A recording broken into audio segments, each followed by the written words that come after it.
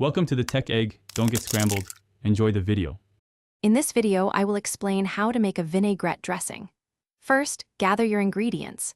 You'll need a good quality oil, like extra virgin olive oil, and a flavorful vinegar, such as red wine or balsamic. The key is balancing these two main components. We'll also discuss essential seasonings to enhance the flavor profile. Get ready to create a delicious and versatile dressing that's far superior to store-bought options. Let's dive into the core ingredients.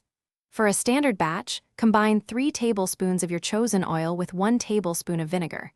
A small amount of Dijon mustard, about 1 teaspoon, is crucial. It helps emulsify the dressing, preventing separation and adding a tangy kick. Don't forget to season with a half teaspoon of salt and a 1/4 teaspoon of freshly ground black pepper to taste. Now for the mixing, you have a couple of great options.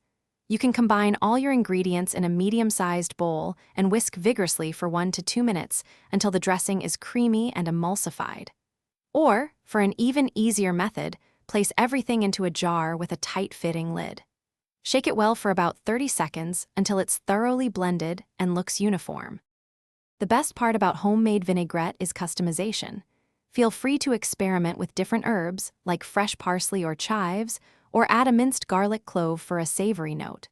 A touch of sweetness, perhaps a teaspoon of honey or maple syrup, can also balance the acidity.